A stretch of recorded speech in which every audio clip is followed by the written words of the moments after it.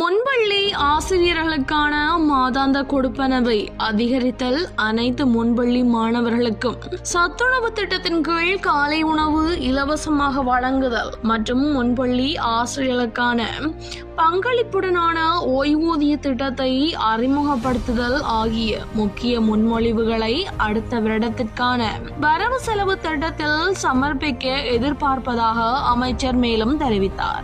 மேலும் அரசாங்க சேவையில் உள்ள பெண் ஊழியர்கள் எதிர்கொள்ளும் இடமாற்ற நடைமுறை பிரச்சனைகள், முன்பள்ளிகள் மற்றும் பகல் நேர பராமரிப்பு நிலையங்களை ஒழுங்குமுறைப்படுத்துவதற்கான சட்ட கட்டமைப்பு உள்ளிட்ட பல விடயங்கள் குறித்தும் இக்கூட்டத்தில் விரிவாக கவனம் செலுத்தப்பட்டது.